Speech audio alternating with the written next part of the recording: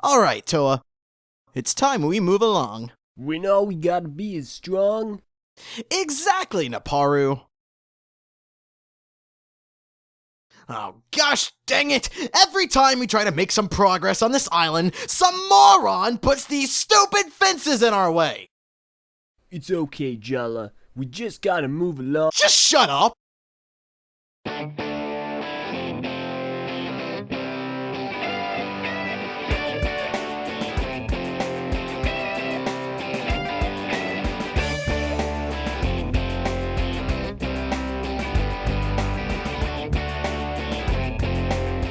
Hello everyone and welcome back to the Recap Review. Today we're looking over the infamous, the long time coming, born from a star, the red star to be precise, the Toa Inika.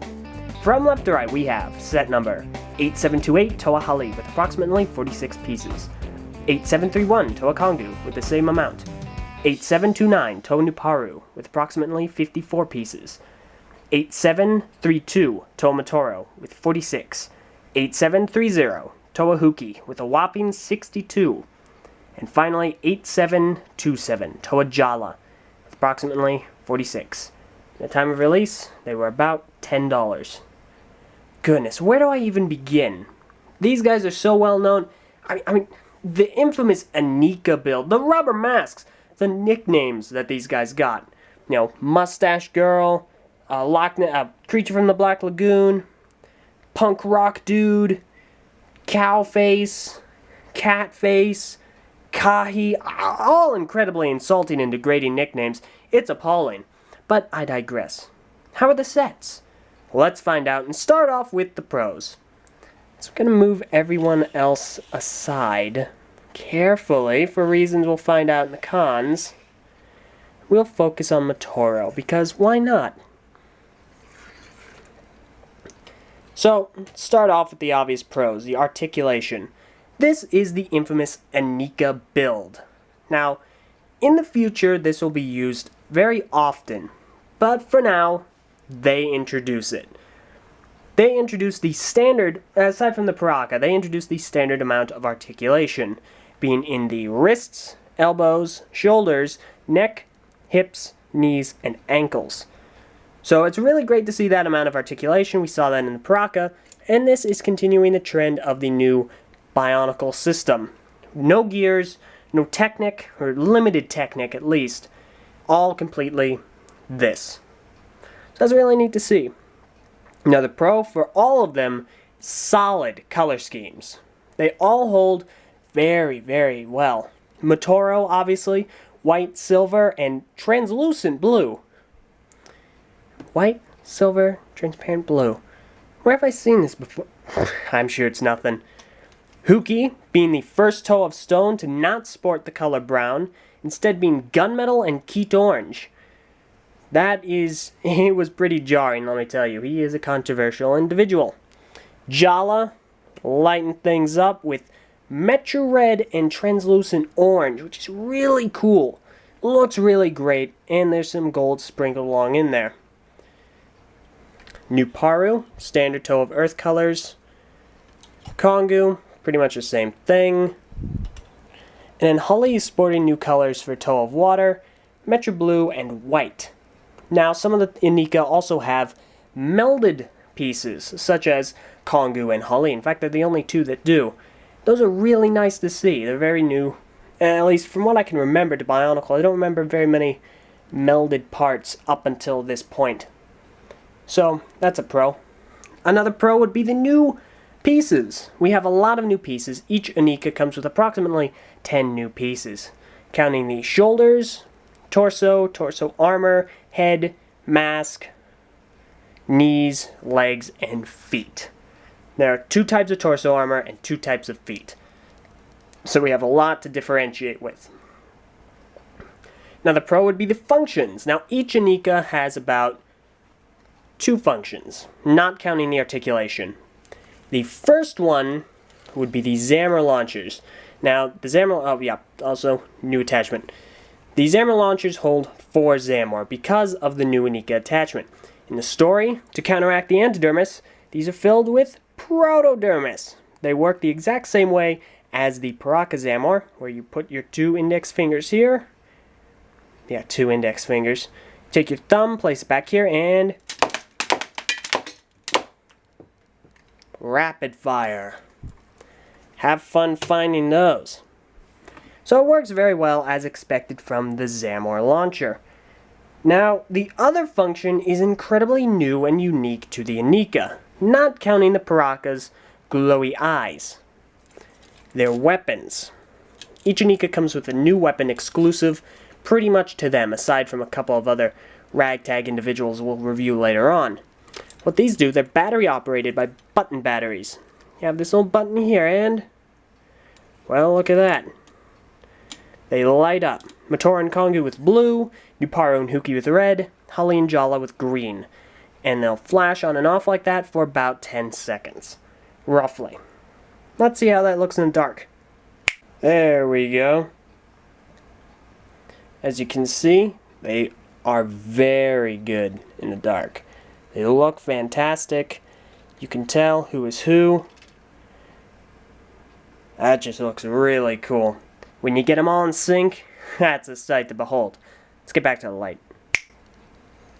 So, as we can see here, the functions work very well. Zamor launchers are excellent. The light up function is really cool to look at. So that's great. What other pros do we have here? Well, they all are easy to differentiate. They all have their own character. They are clone sets pretty much to a T. You get one, you practically have them all. However, they are very easy to differentiate and they do have minute things that set them apart from each other. Nuparo has the signature Toe of Earth claws and a shoulder-mounted blaster. You'd expect that from him. Matoro and Jala have the translucent pieces. Huki has his chain, which makes up the majority of his part count. And Kongu and Holly have the melded parts. Kongu with green silver and Holly with blue white. So they're all very easy to differentiate and they all have minute things that you kind of have to look for and notice. Such as Matoro's shoulders, as well as Kongu's, are raised higher. And Huki's shoulder, knee armor is upside down. None of the others have that. So that's really neat to see. I'm very glad that they do that. Another pro some would consider would be the new masks and heads. The new masks are incredibly different from anything we'd gotten before. They are rubber. And let me show you the new head. The mask comes off very easily. That is the new head. Now, some may consider this a pro because there's really nothing to it. You just stick on the mask, which is rubbery, and that's it. It's very easy to use, and you can add it to whatever character you want. So, as far as that goes, some may consider that a pro. Overall, despite I haven't been able to say a lot of things about the Inika, they are very solid sets. They have a crazy amount of articulation, they look fantastic, and the functions, what few that they do have, are really great. They work wonderfully, the new weapons are really cool, the Zamor launchers also work beautifully. So, despite not being able to say a whole lot that's really going to rock your world, they are very solid sets. Unfortunately, they have cons, and the cons are evident. Now, I know a lot of people are going to get on my case about this, but I'm not going to list the Inika build as a con, for two reasons. One, some may say it's a simplistic build. It has no complexity whatsoever. Disagree, definitely. It definitely has complexity. You have to attach 3 different components. The pelvis, the shoulders and back, and the torso armor. That's 3 different pieces you have to attach. So there is a minor amount of complexity to it. And 2, a lot of people are going to want me to peg it as a con because it is so frequent later on down the line. I'm not going to do that for these because they introduced it. That's why it's called the Inika build. So, as it is, the Inika build is not... I'm not going to peg it as a con right yet. So, just keep that in mind. Let's move on to the rest of the cons. Starting off with the masks.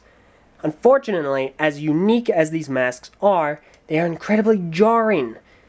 In my personal opinion, they look nothing how Toa masks should. They look more beastal than anything else. I mean, seriously. I do not expect that from a Toa of Earth. And I definitely don't expect that for a mask of flight. Aerodynamics? And then, come on. Since when do Toa have teeth? So, as a con, we'll start off with the masks and their look, as well as the fact they are rubber and cruelly simplistic. The heads are also a definite con. First of all, they come in one color, a meld of lime green and white, and that is the head. I can draw that on MS Paint. That is not very interesting whatsoever. Now, it does make it easy to slip the masks on, and I'm sure it cuts down on costs or something, but the compatibility with other heads is 0. So I hope you don't want a different eye color. Another con would be their necks. Now, while they do have articulation, due to the heads, you have this. It's very open, very gappy in the back, and it has just a stick. The other heads at least had something interesting to them that made them look at least somewhat presentable. Another con would also be their weapons. Functions are a double-edged sword. Because they are battery powered, have fun cleaning them. Getting them near water may prove to be problematic. Not to mention, the batteries will run out through constant use. That is just how it is. So, double-edged sword there. Not to mention, they are quite large and clunky. So, compatibility issues, maybe. That is more up to you guys than me. Another con would have to be their Zamor launchers. This time, not because... Okay, you guys remember, go to see the Proc review and see what my con was for the launchers, how the Zamors always fell out. They had the option to fix that with the Inika. Instead, they arguably made it worse. The Zamor launchers contain 4 Zamor. The top one is very, very easy to knock out. I'm not going to do it right now, but because there's nothing over here, because it's sitting on another Zamor, it is very easy to fall out. For all of them. And trust me, it's not very practical for Nuparu, who has it attached to his shoulder. So that's a definite con. They're very easy knockout and very prone to being lost. Another con that some may believe is that the Zamor conflict with their colors. On an offset, you look at them, some do. Hali does, Nuparu, Kongu, and Jala. They all have Zamor that would conflict with their color schemes. Huki and Matoro, however, do not. They work flawlessly with the orange and light blue. So that is just a con that some may consider. Some other cons people may have in store, have in mind. Nuparu specifically, due to his claws, it is much more difficult to activate the light on his blaster than it is others. And Huki has up, and there we go. See, surprisingly, all the other Zamor stay in place, which is great. I like that new addition, but the top one is on the floor. Others may have issue with Huki's chain, and I know a lot of people would say a con would be the fact that Huki is no longer a brown toe of stone. That is completely subjective. I'm just bringing it up as a possible con that some may have. Other cons people might have, and these are all real nitpicks. Silver, gunmetal, gray, gold, metallic colors up the wazoo. All very distracting, some people would believe, and differentiating from the roots of original Golden Age Bionicle. Do I personally believe that? No, I think that looks fine. So overall, I believe that is the gist of things. I'm struggling to come up with a bunch of cons, because honestly, these are very solid sets. The Inika overall have great articulation, have a really stellar look, all look like a very cohesive team with great weapon functions, and just a great look. Think what you will about the ad campaign, and the Kanohi masks that look awkward. Their major flaws are in the Zamor launchers, and the fact that they do not hold the top Zamor very well. Their looks are very peculiar, and not very becoming of Toa if you've stuck with Bionicle up until that point. Others down the line will maybe, possibly, definitely think that the Inika build is a hindrance more than a help, and lacks in creativity, and is simplistic. Do I personally believe that last bit? No. But some may. So overall, that has been the Toa Inika. Everyone loves them, everyone hates them. What do you guys think? What's your favorite Toa team? Do you like the Inika? What's your favorite Inika? Thank you all very much for watching. I hope you have enjoyed this review. You can either comment below or in the TTV message boards. It's free, you can create an account, do what you will. Join me next week when I go over the first Titan, a store exclusive, special limited edition, whatever you want to call him, Umbra.